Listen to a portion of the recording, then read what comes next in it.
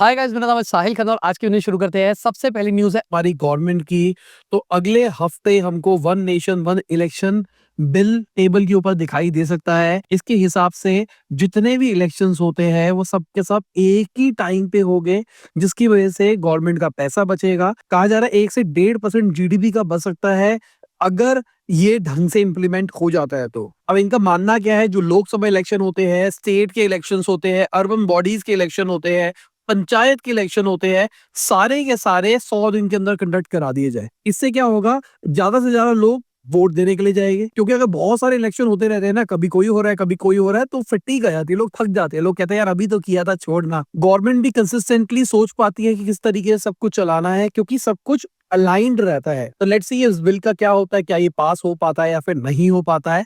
मैं तो इसको लेके पर्सनली एक्साइटेड हूँ। अगर हम बॉम्बे हाई कोर्ट की बात करके चले तो उन्होंने फ्लाइंग बीस की 2 वीडियोस को रिमूव करने की बात करी है। यहाँ पर क्या था, कैस्ट्रोनॉमी करके कैंपेन था अप्रैल 2024 के अंदर, जहां पर उन्होंने यूट्यूबर्स ब्लॉगर्स को बुलाया था और जीरो ग्रेविटी फ्लाइट एक्सपीरियंस दिया था। इन रिटर्न उन्होंने कहा था कि भाई आप प्रमोट करोगे हमारे पूरे पूरे कैंपेन को। बट फ्लाइंग बीस ने ऐसा नहीं किया। उन्होंने वीडियो शूट करी, बिना परमिशन के उसको पोस्ट कर दिया गया।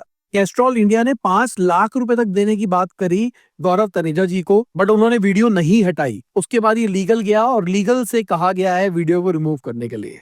बाकी यूट्यूबर्स की बात करके चले तो भाई रविंद्र भारती को सेबी ने बैन कर दिया है और कहा है 9.5 करोड़ रुपीस पे करने के लिए। ये एक बड़ी चीज है भाई। पिछले कुछ टाइम से हम देख रहे हैं यूट्यूबर्स अपने इन्फ्लुएंस का मिसयूज कर रहे हैं। कई लोग आपको वो चीजें बेच रहे हैं जो शायद खुद यूज नहीं करते हैं। फ्लाइंग बीस वाला एग्जांपल बहुत छोटा सुनने में लगता है, पर आप सोचो एज अ ब्रांड आपने पूरा इवेंट ऑर्गेनाइज किया, आपने सोचा कि हमारे ब्रांड का रिकॉल क्रिएट होगा, ऐसा होगा वैसा होगा, बट वो नहीं होता है। या फिर कुछ टाइप ऑफ इन्फ्लुएंसर्स है जो कुछ भी गेमिंग लॉटरी कुछ भी प्रमोट कर रहे हैं, ऑल्दो वो खुद नहीं कर रहे हैं वो सारी चीजें, बट अपनी ऑडियंस को कह रहे हैं कि आप करो। और इनसे ऊपर वाले हैं जो लोगों के पैसे लेते हैं और कहते हैं भाई आपका पैसा हम खेलेंगे शेयर मार्केट के अंदर और आपको करोड़पति बना देंगे। तो मेरे हिसाब से कोई स्ट्रिक्ट रेगुलेशन तो इसके अराउंड लानी चाहिए, बहुत ज्यादा जरूरी है। बाकी एक आईपीओ निकला है, 9 करोड़ 17 लाख रुपए वो रेस कर रहे थे और भाई वो 1025 टाइम्स सब्सक्राइब्ड हो गए। मतलब इस लेवल के ओवर सब्सक्राइब्ड होते हुए दिखाई दिए। 12 दिसंबर को ये क्लोज हुआ है और ये सारा का सारा जो बढ़ता हुआ दिखाई दिया है रिटेल इन्वेस्टर से है। अब ये कंपनी है क्या, टॉस द कॉइन करके एक मार्केटिंग सर्विस वाली कंपनी है जो B2B कंपनीज को टेक्नोलॉजी सेक्टर के अंदर मार्केटिंग स्ट्रेटेजीज वगैरह देती है। बेसिकली B2B वालों के डिजिटल मार्केटिंग वाले हैं। तो भाई इस लेवल का ओवर सब्सक्राइब कैसे हो रहा है, मैनिपुलेशन नहीं है तो क्या है ये। मैंने इनकी वेबसाइट भी देखी तो वेबसाइट पे ठीक था, मैसेजिंग के बारे में बात करी जा रही थी, ठीक था, बट ऐसा क्या कर दिया कि भाई इतने टाइम ओवर सब्सक्राइब हो गया। कुछ तो झोल चल रहा है इसके अंदर ना। सेबी इसके ऊपर भी कोई एक्शन लेगा जल्दी, मुझे लगता है। बाकी ब्लू स्टोन की बात करके चले, 1000 करोड़ का उन्होंने आईपीओ फाइल कर दिया है। ब्लू स्टोन ने भी रिसेंटली 900 करोड़ रुपए भी रेस किया था अपने प्री आईपीओ फंडिंग राउंड के अंदर, जिसकी वजह से उनकी कंपनी की वैल्यूएशन $922 मिलियन हो गई थी। क्वार्टर वन के अगर इनके रिजल्ट की बात करके चले तो 59 करोड़ का इन्होंने लॉस रिपोर्ट किया है। अच्छी बात क्या है कि ग्रॉस मार्जिन 39.25% का है, जो एक अच्छी चीज है कि मार्जिन तो है बिजनेस के अंदर, प्योर लॉस के अंदर गेम नहीं चल रही है सारी की सारी। साथ में जो इनका लॉस है वो 15% घटता हुआ दिखाई दिया, जो इनका रेवेन्यू है वो 64% बढ़ता हुआ दिखाई दिया। अगेन ये भी पॉजिटिव चीज है, बट इसका मतलब ये नहीं है कि इनका आईपीओ लेना चाहिए या फिर नहीं लेना चाहिए। अगर मैं फ्लीट स्पेस की बात करके चलूं, जो कि स्पेस से मिनरल निकालने वाली स्टार्टअप है, उन्होंने $100 मिलियन रेस करे हैं अपने सीरीज डी राउंड के अंदर। अब इसके बाद में इनकी वैल्यूएशन 2 गुना हो गई है। लास्ट ईयर उन्होंने पैसा रेस किया था, उससे अब तक में 2 गुना वैल्यूएशन, $525 मिलियन पे वैल्यूएशन पहुंचती हुई दिखाई दी है। इनके खुद के 2 सैटेलाइट है जो लो अर्थ ऑर्बिट के अंदर घूम रहे हैं और इनका प्लान है कि भाई चांद के ऊपर पेलोड भेजने का। देखो मिनरल एक्सट्रैक्ट करने वाली तो कहानी मुझे अभी तक नहीं समझ में आई है। पहले अर्थ को एक्सट्रैक्ट नहीं करना, अर्थ को पूरा पूरा ढंग से डिस्कवर नहीं करना, आपको जाना है चांद पे। चांद से भाई हम मिनरल्स निकाल के लेके आएंगे, मार्स से निकाल के लेके आएंगे। जो एस्ट्रॉइड जा रहा होगा ना हवा के अंदर, हम उसको पकड़ लेंगे और उसके अंदर से मिनरल निकाल के लेके आएंगे। ठीक है भाई, चल रहा है, स्टार्टअप का जमाना है, कुछ भी सोचो कुछ भी चलता है। मैंने भी चांद पे छोले भटूरे बेचने का आइडिया ले रखा है।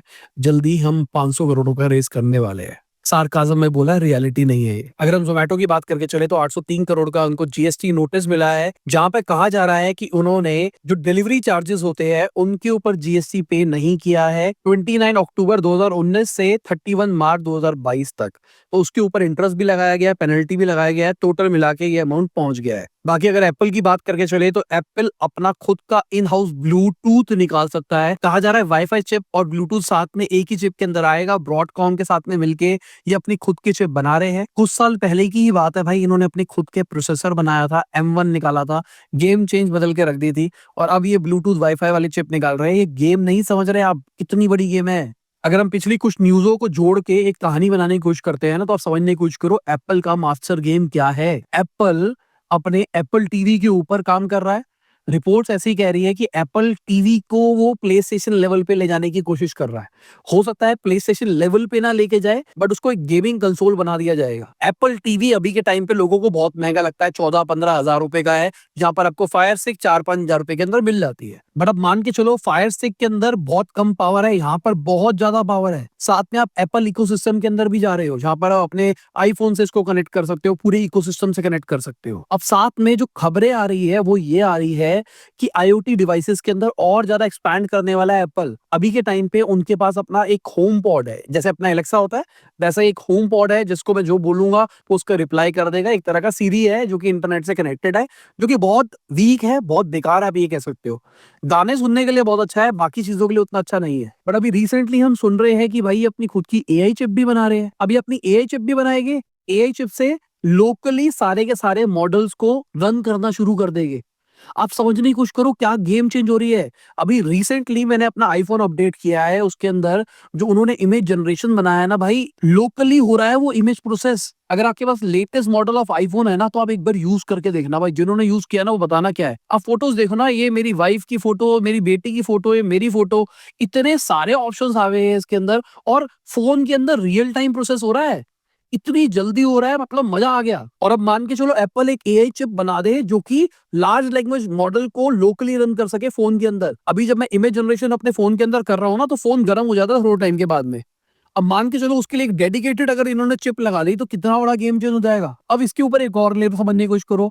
अब उनका जो होम पॉड है, जो मैं कह रहा हूँ बहुत ही वाहियात है, उसके अंदर भी यही चिप लगा देंगे, उसके अंदर भी लार्ज लैंग्वेज मॉडल डाल देंगे, तो अब वो बहुत स्मार्ट हो जाएगा, बहुत नेक्स्ट लेवल आपकी बात को समझ पाएगा और आपको आंसर ला के दे पाएगा। अब एक और चीज है, रिपोर्ट्स की मान के चले तो वो घंटियां भी लेके आ रहे हैं, स्मार्ट डोरबेल वगैरह लेके आ रहे हैं। अब आपके घर के कोई बाहर आया है और उस घंटी के अंदर उन्होंने अपने एप्पल का फेस आईडी लगा रखा है, तो अगर आप खुद हो तो आपका खाली फेस स्कैन होगा और गेट खुल जाएगा, कोई टेंशन ही नहीं है। लॉक को अनलॉक करने की कुछ जरूरत ही नहीं है, सीधा बस चेहरा दिखाओ और गेट खुल गया। और अगर और कोई आता है तो अचानक ही आपके फोन के ऊपर नोटिफिकेशन आ जाएगा, या आपका एप्पल टीवी अगर टीवी से कनेक्टेड है वहीं पे स्क्रीन आ जाएगी। ऐसा भी कहा जा रहा है एप्पल टीवी के अंदर शायद कैमरा आ सकता है, फेस टाइम वगैरह चलेगा, तो आपको शायद वहीं पे उससे बात कर सकोगे, हाँ भाई क्या है, मैं डायरेक्टली शायद फोन से कहीं से भी उसको अनलॉक कर सकूंगा। भाई समझ नहीं रहे क्या इकोसिस्टम बनाने की कोशिश कर रहा है एप्पल। हाँ भाई मैं एप्पल भक्त हूँ, मुझे एप्पल के डिवाइसेस पसंद आते हैं, बट मुझे भाई एंड्रॉइड के मजे भी पसंद आते हैं, कि जो ओपन सोर्स है, बहुत सारी चीजें आप साइड लोड कर सकते हो, वो भी मजे है। तो मेरे पास तो भाई दोनों चीजें हैं, मेरे पास एंड्रॉइड भी है, आईओएस भी है, बट मेरे को जो मजा आता है पर्सनली इकोसिस्टम के अंदर वो एप्पल के आता है, क्योंकि मेरे पास वॉच भी है, बाकी सारी चीजें हैं, तो सब कुछ आपस में लिंक हो जाता है और बहुत सीमलेस चलता है। अगर हम Xiaomi की बात करके चले तो भाई उन्होंने ईवी गाड़ी निकाली रिसेंटली, उसके बाद में उनके शेयर प्राइसेस 130% बढ़ते हुए दिखाई दिए। जिनको नहीं पता ना भाई, Xiaomi ने चाइना के अंदर आग लगा रखी है, मतलब दंगों वाली आग की बात नहीं कर रहा हूँ, वो सब बेचते हैं। हमने खाली इंडिया के अंदर फोन वगैरह 3-4 चीजें ही देखी है, वहां पर वो सब बेचते हैं।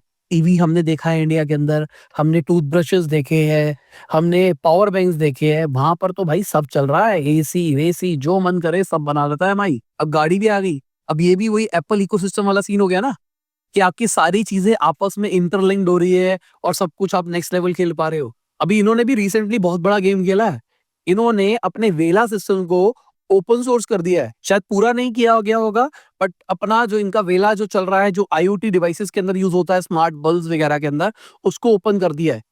अब ये क्या कह रहे हैं, ओपन सोर्स निकालने की वजह से एडॉप्शन बढ़ जाएगा, बहुत सारी कंपनियां सेम सॉफ्टवेयर को यूज करना शुरू कर देगी। सिर्फ 8 केबी की मेमोरी यूजेस लेता है ये और बहुत हाई परफॉर्मेंस देता है। तो मान के चलो अगर सारी आईओटी डिवाइसेस के अंदर, आईओटी डिवाइस का मतलब मैं कह रहा हूँ अभी स्मार्ट पंखे आ गए हैं, स्मार्ट लाइट आ गई है, स्मार्ट एसी आने लग गया है, स्मार्ट फ्रिज आ गए हैं, तो सारी डिवाइसेस गोइंग फॉरवर्ड मैं मान के चल रहा हूँ आईओटी के अंदर आ जाएगी। मैं बोलूंगा हे ये कर दे, वो अपने आप कर देगा, या फिर मेरे अपने आप शेड्यूल लगाने पे सारी चीजें कर देगा। आज भी ये चीज पॉसिबल है, बट उसके पैसे ज्यादा लग रहे हैं।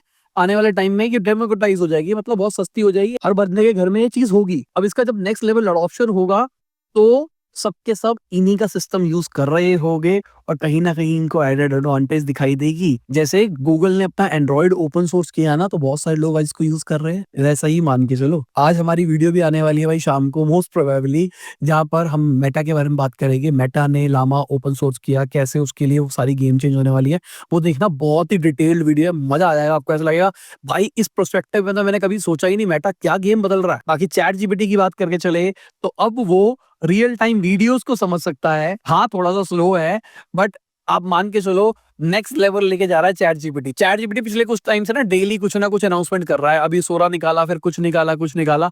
मैं तो भाई एक ही चीज का वेट कर रहा था, इनका एआई ऑडियो मॉडल। तो जो उनका ऑडियो एआई क्लोनिंग सिस्टम है ना, वो बहुत ही नेक्स्ट लेवल है जो मैंने सुना है। तो मैं तो उसका वेट कर रहा हूँ भाई, वो निकाले। अभी के टाइम पे हमने कुछ कुछ जगहों से ले रखा है, बट मुझे लगता है कि अगर मेरा मॉडल चैट जीपीटी के अंदर ही जुड़ जाए तो मुझे ज्यादा मजा आएगा और मेरे लिए ज्यादा आसान रहेगा। बाकी गूगल ने अपने एआई स्मार्ट ग्लासेस डेमोस्ट्रेट करे हैं। इससे पहले हमने मेटा के भी ग्लासेस देखे। सबके सब भाई अब ग्लासेस की दुनिया में जाते हुए दिखाई दे रहे हैं। अब भाई देखा जाए तो गूगल सबसे पहला था, गूगल ने सबसे पहले ये ग्लासेस निकालने शुरू किए थे।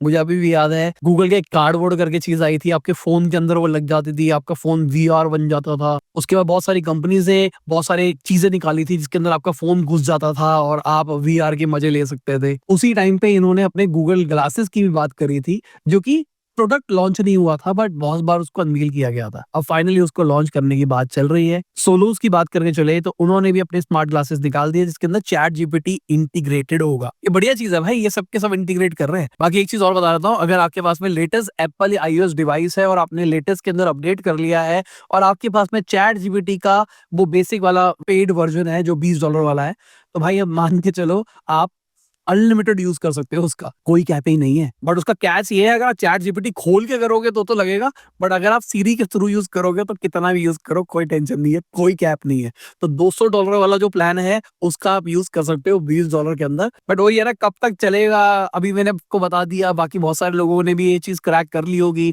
जब ये चीज पूरी पूरी लोगों को पता लग जाएगी तो भाई एक अपडेट आएगा, उसके अंदर सारी चीजें सही कर दी जाएगी। बाकी अमेजोन की बात करके चले तो भाई डोनाल्ड ट्रम्प के फंड के अंदर उन्होंने भी $1 मिलियन इन्वेस्ट किया था। हमने रिसेंटली बात करी थी, मेटा ने भी इन्वेस्ट किया था। और एलॉन मस्क का तो हम देख ही रहे कि उन्होंने सपोर्ट किया था, उनकी नेटवर्क कैसे भाग रही है।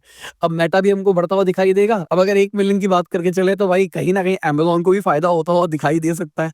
बाकी तो ये टाइम बताएगा किसको फायदा होगा क्या नहीं होगा। क्योंकि डोनाल्ड ट्रम्प ने जेफ बेजोस को कुछ टाइम पहले क्रिटिसाइज किया था। जो उनका वॉशिंगटन पोस्ट है ना, वो ट्रम्प के लीडर्स के बारे में ढंग से मार्केटिंग नहीं कर रहा था, इस चक्कर में क्रिटिसाइज किया गया था। उसके बाद उन्होंने $1 मिलियन में डोनेशन दे दिया। तो पता नहीं अब $1 मिलियन से क्या गवर्नमेंट बिकेगी या फिर नहीं बिकेगी, ये देखने वाली बात है। बाकी एलॉन मस्क ने ना एक इंपॉर्टेंट बात बोली है, उन्होंने बोला भाई मैं लकी नहीं हूँ, मैंने 120 घंटे हफ्ते के अंदर काम किया है, उसकी वजह से मैं यहाँ पहुंच पाया हूँ। 120 घंटे का मतलब 17 घंटे पर डे, 7 दिन अगर आप काम करते हो, बहुत मुश्किल चीज है यार ये। अब कई लोग पता क्या बोलते हैं, कई लोग कहते हैं भाई ये पॉसिबल नहीं है, सही नहीं है, वर्क लाइफ बैलेंस होना चाहिए होना चाहिए होना चाहिए।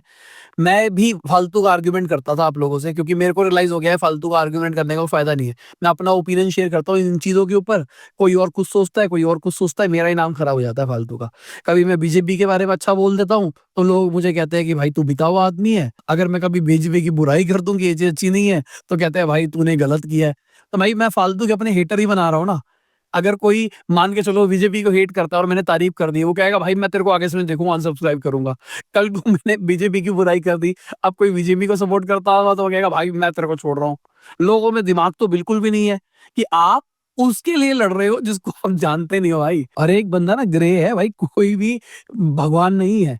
तो भाई सिंपल सी बात, आप अपनों से मत लड़ो ना, अपने दिमाग में हेट क्यों फैला रहे हो। अगर किसी ने कुछ किसी के सपोर्ट में कुछ बोल दिया, मैंने अक्सर देखा जब भी मैंने कुछ पॉलिटिकल वारी बात करी है तो लोग लड़ रहे होते हैं। मैंने अगर मान लो बीजेपी का सपोर्ट कर दिया, मुझे कोई कहेगा अंधभक्त है, उसके बाद उसके नीचे कोई गाली दे रहा होगा, भाई तेरे को क्या पता ये बंदा ऐसा है, ये है, वो है। और कभी मैंने बुराई कर दी तो मेरे को कहेंगे भाई तू देशद्रोही है, फिर कोई कमेंट कर रहा होगा नहीं भाई ये तो सही कह रहा है, ये सही कह रहा है। क्या भाई क्यों फर्क पड़ता है? चिल मारो जिंदगी का, हर बंदा ग्रे है, मैं भी ग्रे हूँ भाई, दुनिया ग्रे है। तो ऐसे ही एलोन मस्क अगर इतना काम करते हैं, इसका मतलब ये नहीं है कि आपको उतना काम करना है या फिर आपको नहीं करना है। क्यों लड़ना है भाई? आइडियोलॉजिकल डिफरेंस है ना। अगर आप ज्यादा काम करोगे तो आप ज्यादा कमाओगे, बाय डिफॉल्ट, सीधी सी बात है। अगर आप नहीं करोगे तो नहीं कमाओगे। अब कोई कहेगा भाई मैं नौकरी करता हूं, मैं ज्यादा काम क्यों करूं? मत करो, कौन रोक रहा है आपको? सिंपल सी बात, मैं एज ए एम्प्लॉयर बता रहा हूं, अगर आप ज्यादा काम करोगे, आप आरओआई ज्यादा लाके दोगे कंपनी को, तो कंपनी आपको इंक्रीमेंट देगी। कल को कभी फायरिंग करनी होगी तो सबसे पहले जिनके केपीआईज खराब हो गए उनको निकाला जाएगा। केपीआईज का मतलब ही यही होता है कि भाई वो कंपनी को पैसे कमा के नहीं दे रहा है, जो सबसे कम कमा के दे रहा होगा वही निकलेगा। तो अगर आप नौकरी कर रहे हो और किसी पे एहसान मार रहे हो, जी मैं 8 घंटे आ गया, तुमने मेरे को पैसे दे दिए, तो भाई ठीक है ना, आप जियो जिंदगी, चिल मार रहे हो जिंदगी में, और क्या चाहिए जिंदगी में? वैसे सिंपल सी बात, अगर आप एंटरप्रेन्योरशिप माइंडसेट की हो ना, तो आप ज्यादा काम करते हो बाय डिफॉल्ट। अगर आप स्लेव माइंडसेट की हो ना, तो आप ये सोचते हो कि भाई मेरे को इतना पैसा मिला तो मैं इतने घंटे ही काम करूंगा। मतलब आप वो लेबर माइंडसेट पे आ जाते हो कि भाई मैं दिहाड़ी मजदूर हूँ, मुझे पैसे दोगे तभी काम करूंगा वरना नहीं करूंगा। अब ज्यादा नहीं बोलता, लोग लड़ने लग जाए, भाई तूने तो कंपनी बेच दी, तू तो कुछ भी बोल सकता है, हमको प्रॉब्लम है, हमने किया है, हमने किया है। भाई मैंने भी किया है यार, मेरा देखा जाए तो मैंने अपना पूरा बिजनेस खुद से बिल्ड किया है। मैंने घर वालों का कोई सपोर्ट नहीं लिया है, सब कुछ। हाँ, मैं प्रिविलेज था, मतलब मुझे लगता है कि मेरे घर वालों ने मुझे ऐसी-ऐसी चीज़ें उस टाइम पे दे दी, जिसकी वजह से मैं नेक्स्ट लेवल निकल गया। बट उसके लिए मैंने मेहनत भी करी ना, तो फालतू के आर्गुमेंट क्यों करने हैं? अब मैं एक ही बार बोल रहा हूँ, आगे मैं दोबारा कभी नहीं बोलूँगा ये वाली बातें, क्योंकि मैं कोशिश करता हूँ कि ठीक है, आपको ज्ञान तो मिलता रहे, आपको न्यूज़ के बारे में पता लगता रहे, अगर मेरे को कुछ चीज़ के बारे में नॉलेज आपको वो भी शेयर कर दूँ। प्लस ये जो आइडियोलॉजिकल चीज़ें हैं ना, इससे आप अच्छे इंसान बनोगे यार, बहुत इंपॉर्टेंट है आज के टाइम पे अच्छा इंसान बनना। फालतू का आप किसी से आर्गुमेंट करते हो, वो थॉट दिमाग में घूमता रहता है, उसकी वजह से आप खुद परेशान हो जाते हो।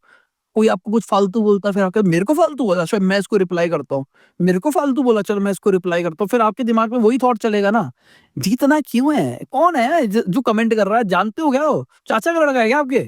इनफैक्ट मैं कहता हूँ, जिस पॉलिटिशियन के लिए आप लड़ रहे हो और मेरे को गाली दे रहे हो, अगर आप मुझे कॉन्स्टेंटली लंबे टाइम से फॉलो कर रहे हो, तो मुझे पर्सनली लगता है कि आपका मेरा रिलेशन ज्यादा इंपॉर्टेंट है वर्सेस किसी भी पॉलिटिशियन से। अनटिल अनलेस वो आपके चाचा ताऊ है या फिर आपको भाई आपका घर चल रहा है उनके थ्रू, तो बात अलग है। बाकी मुझे पर्सनली लगता है कि क्यों लड़ते हो भाई, चिल मारो जिंदगी का, क्योंकि मुझे पर्सनली दुख होता है यार, सही बताओ। बाकी मार्केट की बात करके चले तो भाई मार्केट बढ़ती हुई दिखाई दी, एक अच्छी चीज है मार्केट के साथ में। बाकी अगर स्मॉल कैप मिड कैप की बात करके चले तो वो हमको घटते हुए दिखाई दिए। मार्केट में आप देखोगे स्टार्टिंग में नॉर्मल चल रही थी, अचानक आते हुए धीरे धीरे करते करते बढ़ती हुई हमको दिखाई दी। इस हफ्ते की बात करके चले ना, तो हमने मार्केट थोड़ी डगमगाती हुई देखी है। सेल ऑफ जो दिखाई दिया है ना, वो इसलिए दिखाई दिया है क्योंकि भाई हमारे एक तो करेंसी का बैंड बजता हुआ हमको दिखाई दे रहा है, बॉन्ड यील्ड के चक्कर में ऐसा होता हुआ दिखाई दे रहा है, जो फॉरेन कैपिटल है वो आउटफ्लो बहुत ज्यादा हो रहा है। तो अभी वेट चल रहा है भाई 17-18 दिसंबर का, यहाँ पर यूएस की फेड की मीटिंग होगी और वहां पर एक्सपेक्टेशन है कि 25 बेसिस पॉइंट का रेट कट हमको दिखाई दे सकता है। बाकी देखते हैं क्या होता है। बाकी मार्केट तो आप देख सकते हैं कैसा रहा, कौन रहा ऊपर कौन रहा नीचे। बाकी इसी के साथ में आज की ये बिजनेस न्यूज खत्म होती है। उम्मीद करता हूं आपको मजा आया होगा। लाइक कर देना, शेयर कर देना, कमेंट बताना वीडियो कैसी लगी। बाय, गुड निशा, गुड हाफिज, गुड मॉर्निंग, गुड आफ्टरनून, जब भी वीडियो देख रहे हैं। जय हिंद, वंदे मातरम, दुआ में याद रखना।